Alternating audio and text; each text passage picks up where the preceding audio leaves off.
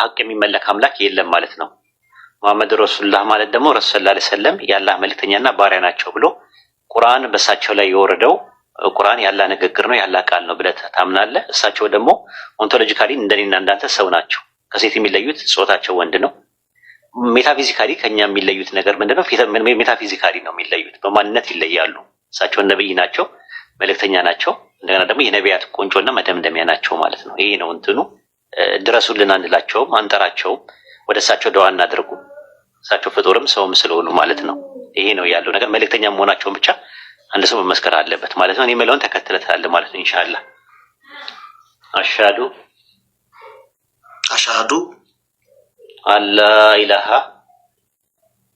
አላ ኢላሃ ኢለላህ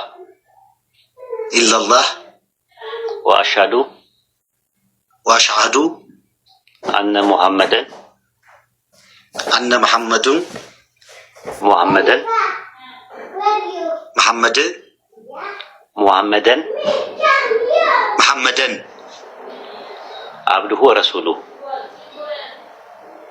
አብዱሁ ወረሱሉ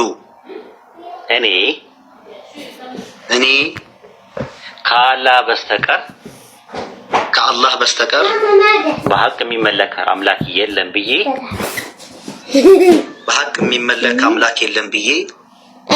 በልቤ አምኜ በአፌ እመሰክራለሁ። እኔ ሙሐመድ የአላህ ባሪያና መልእክተኛ መሆኑን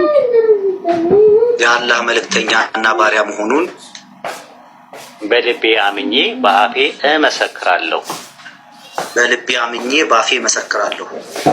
ማሻአላህ አላሁ አክበር። ወደ ዲኑል እስላም በሻሃደተይን ገብተሃል ማለት ነው። ከዛሬ ጀምሮ ሙስሊም ወንድማችን ነህ። የእስልምና ወይም ደግሞ የዲኑል እስላም ተከታይ ነህ። በጣም ደስ ብሎናል። አላሁ አክበር። ተክቢር አላሁ አክበር። አላህ ይቀበልህ። ዱዓ አድርግልን ለኛም እንግዲህ ኢንሻአላህ አላህ ይቀበልህ። በጣም ደስ ብሎናል። ከዚህ በኋላ አንተ እንደተወለደ ሕፃን ልጅ ኃጢአትህ በሙሉ ታጥቦልሃል። አውቀህ በድፍረት ሳታውቅ በስተት የሰራው ኃጢአት በአጠቃላይ ይቅርታ አላህ አድርጎልሃል።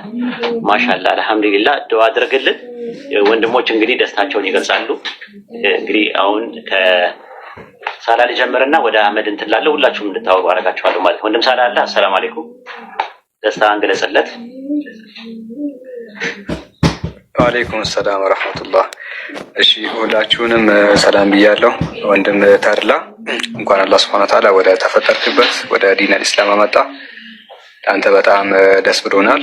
አላህ Subhanahu Wa Ta'ala ጽናቱን ብርታቱን ይስጥህ እና ያው ብዙ ምለው ነገር የለም። በጣም ደስ ብሎኛል። እንግዲህ አላህ ያጽና። እንግዲህ ከዚህ በኋላ ብዙ ነገር ተምረህ ያው ራስህንም ሌሎችንም እንደምትጠቅም ተስፋ እናደርጋለን። ባረከላሁ ፊኩም። ያው ያስተማራችሁ እዚህ ፕሮግራም ላይ የተሳተፋችሁ ብዙ እውቀትን ሼር ያደረጋችሁ ወንድሞችና ኡስታዝ ዋሂድ አላህ ይቀበላችሁ። በድጋሚ ደስ ብሎኛል። ማሻአላህ። ሀቅ የሚመለክ አምላክ የለም ማለት ነው።